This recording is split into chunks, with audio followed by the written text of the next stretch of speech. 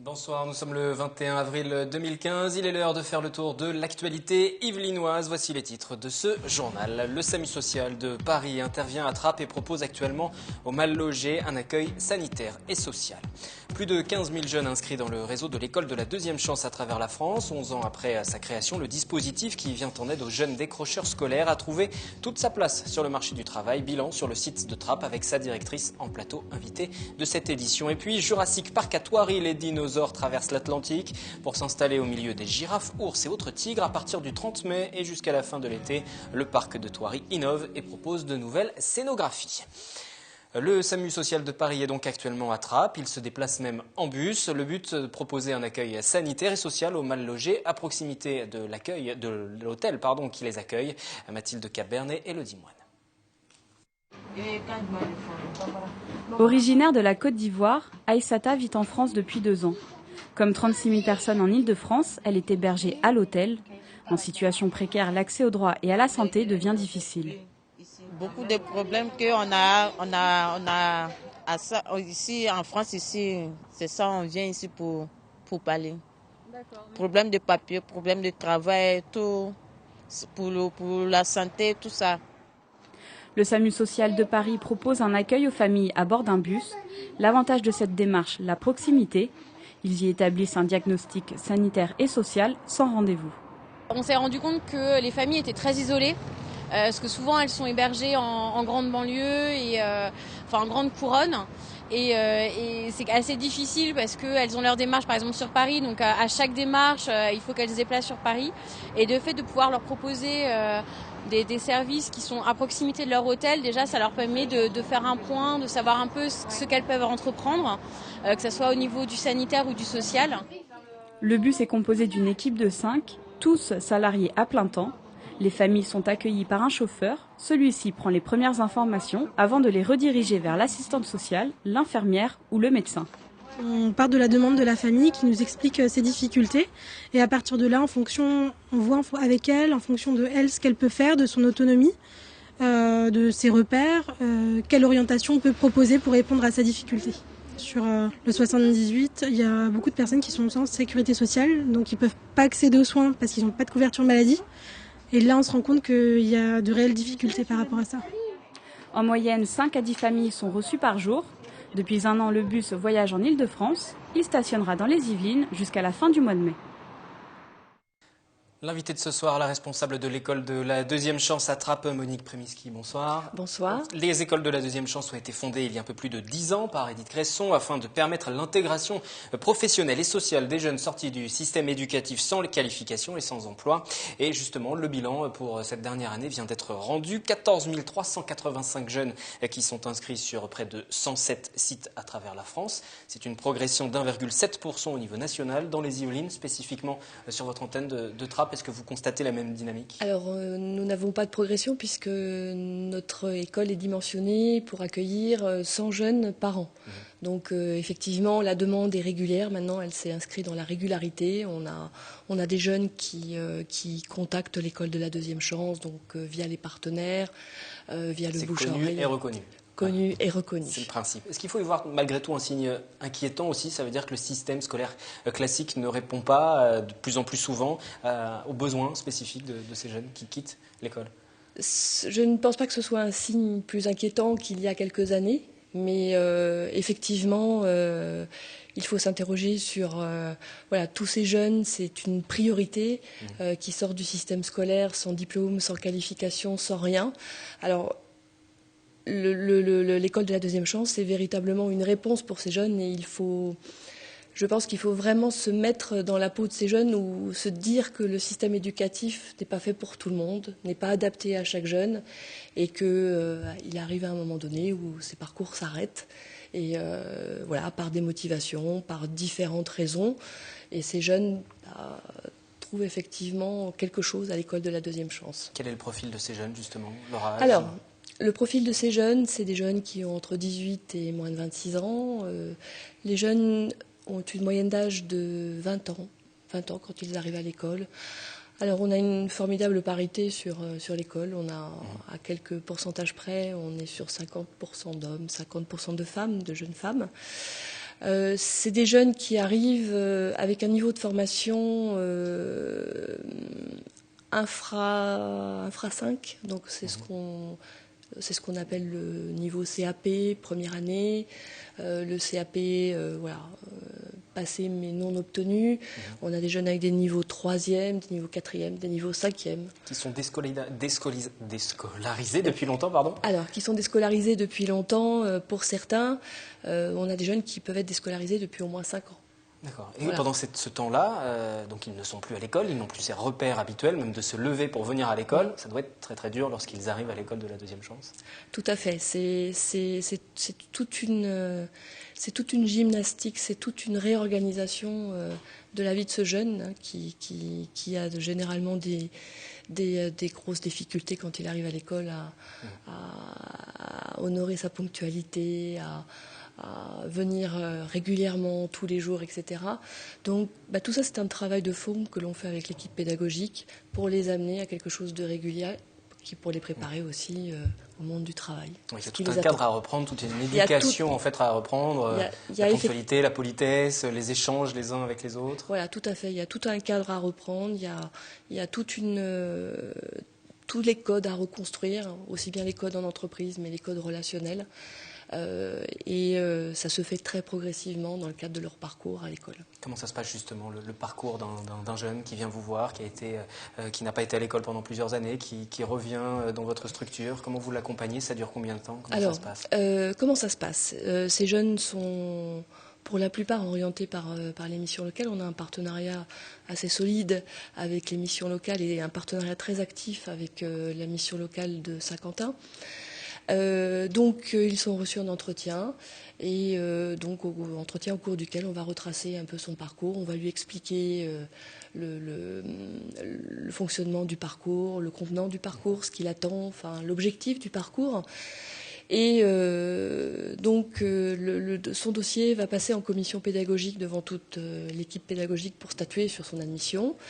Et quand le jeune intègre l'école, il intègre pour une période de 10 mois et demi maximum. Avec une possibilité de partir à un moment où il a finalisé son projet professionnel. Alors, c'est un parcours en 2 temps, enfin en 2 volets plutôt. Il y a un volet remise à niveau, enfin c'est le développement des savoirs de base qu'il a acquis déjà au niveau de sa scolarité, et le volet entreprise. Donc, ils vont alterner travail à l'école de remise à niveau et stage en entreprise. Donc ils vont arriver, ils vont peut-être pour certains émettre déjà une idée de projet, pour d'autres ça va se construire au fil du parcours. Et donc le jeune va tout doucement partir d'une autoroute qui est très large et tracer une voie qui va l'amener jusqu'à son objectif qui est l'emploi, la formation, enfin. Ça sera très variable en fonction du projet du jeune. Les entreprises, vous les avez évoquées brièvement, elles jouent le jeu justement avec un contexte économique difficile. Malgré tout, elles prennent le temps de les accompagner, voire même de leur proposer des emplois à l'issue de la formation. On a un partenariat très fort avec les entreprises et les entreprises jouent le jeu. C'est très important d'accompagner, de tutorer ces jeunes puisque, comme je vous l'ai dit tout à l'heure, il y a beaucoup de choses à construire en entreprise, tous les codes en entreprise. Et le tutorat est d'autant plus important que le jeune doit vraiment être en immersion dans le métier, dans l'entreprise. Il doit apprendre à travailler, à s'intégrer à une équipe, à une nouvelle entreprise. Et ça, à chaque stage, il va changer de stage d'entreprise sur la série de stages qu'il a effectués pour construire son parcours. Et donc l'entreprise est très importante et elle joue le jeu. On a des partenariats très réguliers et très récemment on a mis en place un partenariat avec le club FAS aussi pour mener des actions à la fois de découverte de métiers, de permettre aux jeunes de rencontrer des professionnels pour les entraîner à des entretiens, pour échanger sur le contexte de l'entreprise. À l'issue de tout ça, est-ce qu'ils trouvent un emploi, tous ces jeunes? Alors, 60% des jeunes trouvent un emploi une formation ou un contrat en alternance, donc soit contrat d'apprentissage, soit contrat de professionnalisation. On parle d'école de la deuxième chance. Est-ce que c'est la dernière chance pour eux? Est-ce que pour ceux qui n'y arrivent pas, il y a d'autres choses? Est-ce que vous les orientez vers autre chose? Ou est-ce que du jour au lendemain, ils n'ont plus rien? Les jeunes qui n'y arrivent pas, qui abandonnent, peut-être que pour certains d'entre eux, c'est trop tôt. C'est trop tôt, c'est pas la dernière chance. Il faut jamais raisonner en dernière chance. C'est peut-être trop tôt. Voilà, il y a d'autres choses à vivre encore en amont de notre parcours. La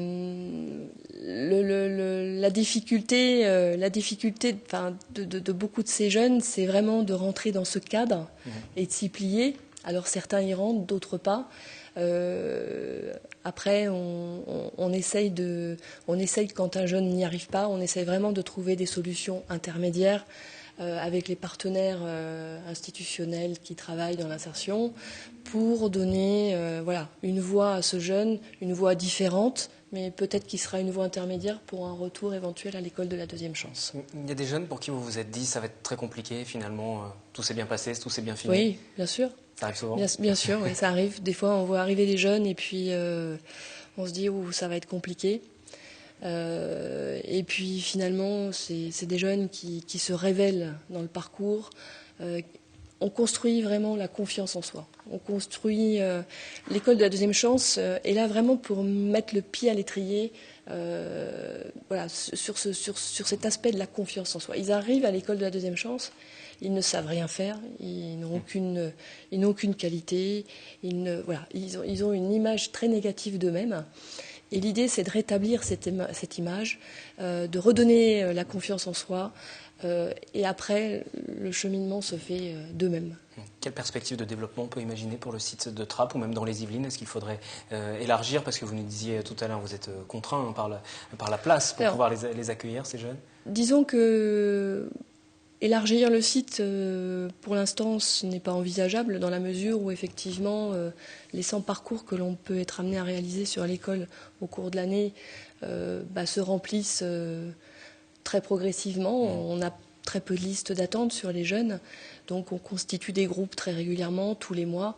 Donc au jour d'aujourd'hui, l'idée d'agrandir l'école et d'augmenter les effectifs, ça n'a pas trop de sens. D'avoir un meilleur maillage sur l'ensemble du territoire, sur l'ensemble du département, est-ce que ce serait pertinent ou pas? Est-ce que ces jeunes qui viennent d'ailleurs à l'école de Trappes viennent uniquement des alentours ou viennent quelquefois? Alors, l'école de Trappes accueille des jeunes sur un territoire assez large des Yvelines.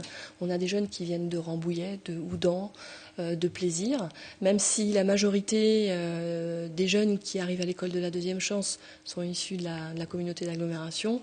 Ça représente un peu plus de 50%. 60% même.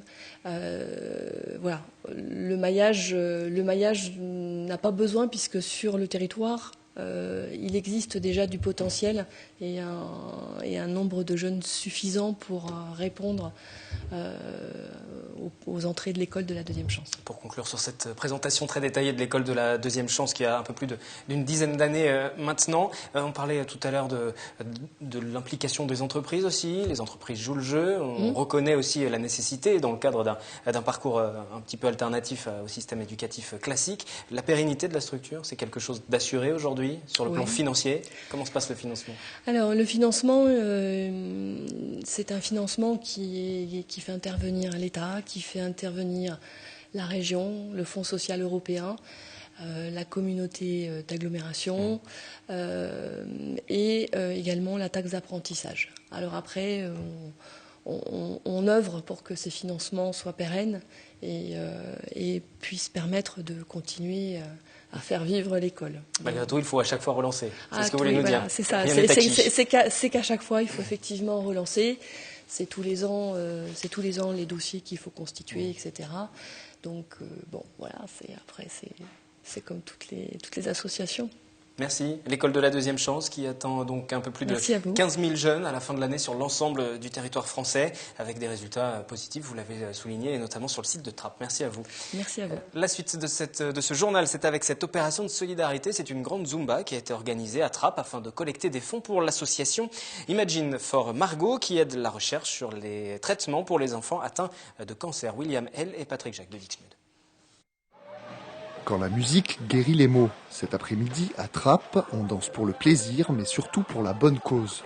Organisée par l'association Imagine for Margot, cette Zumba party géante a pour objectif de récolter des fonds pour la recherche européenne autour du cancer de l'enfant.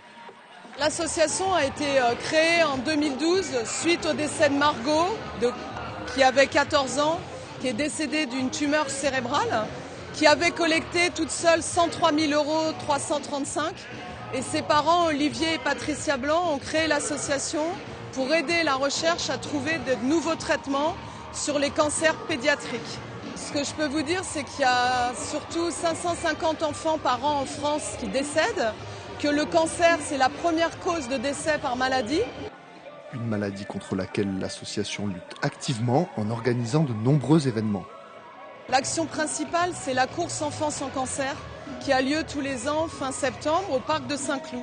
En 2012, lors de la course Enfants sans cancer, on a récolté 200 000 €. En 2013, 400 000 €. Et en 2014, 665 000 €. Aujourd'hui, on ne court pas, mais on danse. Pour l'occasion, 8 professeurs bénévoles sont venus prêter main forte à l'association.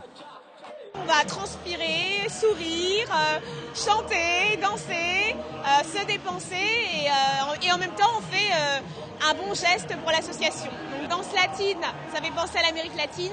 Qui dit Amérique latine, soleil, chaleur, sourire, gaieté, donc tout est là. Sourire, c'était la seule règle aujourd'hui pour les participants venus apporter leur soutien à l'association dans une ambiance festive cadencée par les rythmes tropicaux. Bonjour. Bonjour. Alors, la Zumba, c'est comment? C'est une première pour moi, c'est bien, c'est génial. Ça nous permet de connaître et en plus ça aide les enfants, donc c'est une bonne cause. Lors de cette journée, 150 personnes ont répondu présentes à l'appel et 1 800 € ont été récoltés. Prochain rendez-vous le 27 septembre à Saint-Cloud avec des chaussures de course. Rendre les lieux touristiques accessibles aux personnes déficientes visuelles grâce aux nouvelles technologies, c'est le défi relevé par des lycéens de Versailles et par l'association Valentin à Huy. Un test grandeur nature a été réalisé à la Cour des Senteurs à Versailles, un site qui reçoit des visiteurs du monde entier pour une découverte des traditions, des savoir-faire et des matières premières également qui composent l'univers des parfums. Mélanie Poquet. Faire 5 pas tout droit sur les plates en bois et détecter un rail au sol sur la droite. Suivre ce rail pendant une trentaine de pas jusqu'à une jardinière en béton. Visiter un lieu quand on est déficient visuel, ce n'est pas toujours aisé. Ce jour-là, plusieurs adhérents de l'association Valentin Huy testent divers outils. Celui-ci est une application. Vous êtes sur le belvédère. Glissez verticalement sur votre écran pour avoir des informations sur le jardin. Les grosses difficultés, c'est déjà d'accéder extérieurement parlant au lieu. J'entends par exemple, on est ici à Versailles, accéder au démarrage d'une visite dans le château, c'est excessivement difficile parce qu'on a cette grande place, par exemple la place d'Armes. Moi, je suis incapable de me débrouiller seule sur la place d'Armes. C'est impossible. Via un guidage audio, on trouvait que la nouvelle technologie permettait de le faire facilement grâce à des balises qui utilisent la technologie iBeacon ou Bluetooth Low Energy. Autre outil, des plans tactiles. Ils ont été imaginés par 6 lycéens de Notre-Dame-du-Grand-Champ lors de leur atelier de terminale. Pendant 6 mois, à raison de 2 heures par semaine, mais aussi lorsqu'ils le souhaitaient, ces jeunes ont travaillé en collaboration avec l'association. Ils n'ont aucun moyen de voir, du coup ça leur permet avec leurs doigts d'avoir déjà une vision globale de où est-ce qu'il faut aller, quel chemin il faut suivre, s'il faut aller à droite ou à gauche, au nord, au sud. Donc c'est vraiment une vision globale. Ces plans tactiles, l'important c'était que en fait, tout a été fabriqué ici par les étudiants. On va dire qu'on les a un peu encadrés, qu'on a un peu modifié un certain nombre de choses. Et c'est l'imprimerie de AVH qui a imprimé ces plans. Donc ces plans sont aujourd'hui tout à fait valables, tout à fait intéressants. Et je peux vous assurer que quand un déficient visuel parcourt ces plans pendant une demi-heure, ensuite, il a tout à fait dans son imaginaire le trajet qu'il va pouvoir parcourir et il sait se représenter ensuite mentalement totalement le trajet. L'association Valentin VIII regroupe 400 personnes, dont 200 déficients visuels, aveugles ou malvoyants, et 180 bénévoles. La découverte de la cour des senteurs était une phase de test. L'association espère cependant la voir se généraliser. On parle loisir à présent des dinosaures. À Thoiry, une nouvelle animation est en cours d'installation du côté du parc zoologique. Elle va ouvrir ses portes au public à partir du 30 mai et sera proposée jusqu'à la fin de l'été. Une quinzaine d'espèces de dinosaures à découvrir. Investissement de plus de 300 000 € qui devrait être malgré tout vite rentabilisé alors qu'un nouveau volet de Jurassic Park est attendu au cinéma mi-juin. Florane Parfait et Elodie Moine.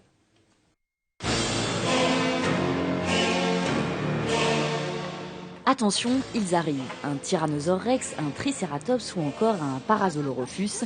Ils sont 16 et ce sont les nouveaux pensionnaires du zoo de Thoiry.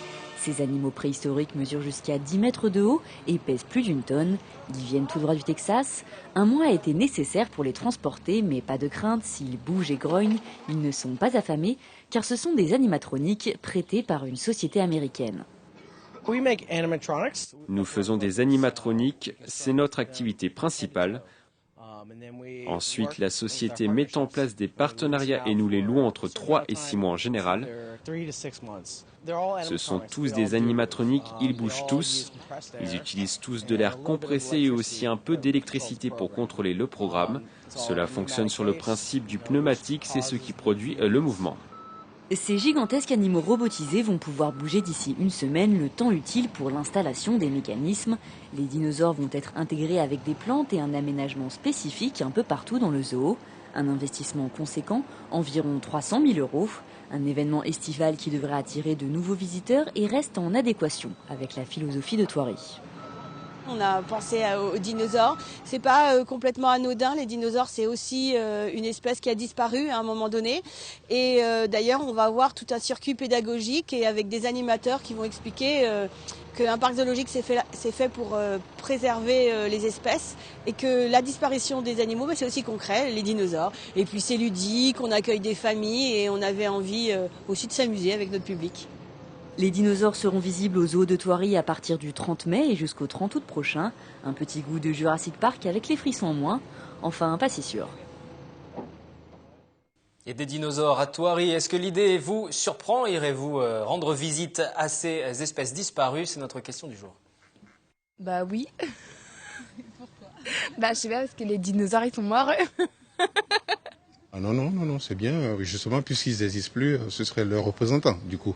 Voilà, ça permettrait à tous ceux qui ne connaissent pas ces espèces-là de les connaître, enfin d'en connaître au moins la structure. Oui, ça me surprend parce que ça n'existe plus, les dinosaures. Oui, ça me surprend, oui. Pourquoi? Parce qu'ils sont éteints, les dinosaures, il me semble. C'est une bonne idée, je pense. J'irai voir.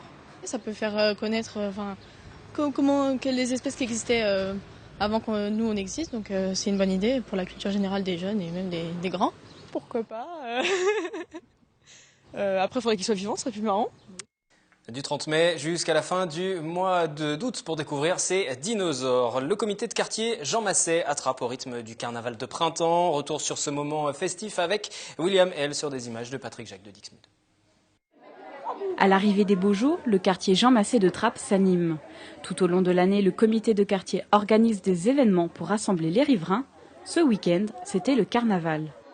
L'objectif, c'est de pouvoir être ensemble, de se connaître un peu plus, parce que dans une grande cité comme ça, on se voit, c'est vrai, on se dit bonjour, mais on n'a pas le temps vraiment de parler. Donc c'est un rassemblement entre nous tous. Un rassemblement qui tisse des liens, car les voisins, c'est un peu comme une deuxième famille. Moi, les voisins, c'est très important. Tous ces gens-là, on se connaît. Je les appelais comme mes voisins de mon village, là où je suis né. Contrairement à ce que beaucoup de gens pensent, il y a quand même pas mal d'activités à Trappes. Tout le monde se plaint tout le temps que jamais rien se passe. Et puis quand il y a quelque chose, c'est quand même intéressant de pouvoir venir. Les enfants sont toujours contents, ils voient des enfants de leur âge, de leur école ou pas, ou du sport. Donc c'est toujours très très bien. Là, en tout cas, je veux dire, c'est même très très bien organisé. C'est messieurs, asseyez-vous, on vient de prendre la commande, on se trouve vraiment au restaurant. C'est très très bien organisé, c'est au top là, je dirais aujourd'hui. Pour cette 5e édition, une cinquantaine de personnes est venue faire connaissance autour d'une crêpe. Le prochain rendez-vous du comité de quartier sera en juin et en musique. Et pour terminer ce journal, votre pronostic sur le match Barça-PSG de ce soir. Dans quelques heures, le Paris Saint-Germain qui va tenter l'exploit sur la pelouse espagnole. Mission presque impossible, vos avis? Je dirais qu'au niveau des pronostics et statistiques et probabilités, je dis qu'ils n'ont aucune chance de gagner. Hein. J'espère qu'ils vont se qualifier, mais je pense pas parce que ça va quand même être compliqué. Je crois qu'il faut qu'ils marquent 3-0 pour qu'ils gagnent. Donc peut-être, on ne sait jamais. Avec le foot, tout peut arriver, mais bon, on verra. Hein. Peut-être 2-1 pour le Paris Saint-Germain, je sais pas. C'est impossible. Soit 2-A, soit 3-A. Pour le Barça, évidemment. J'espère qu'il gagne. 1-2-3-0. Verdict donc demain pour ce 3-0. Prochain journal demain mercredi, aux mêmes horaires. Tout de suite sur TV Fil 78, le 7-8 Société préparé par Nouradine Agne. Débat de la semaine autour des signes religieux à l'université. Très bonne soirée.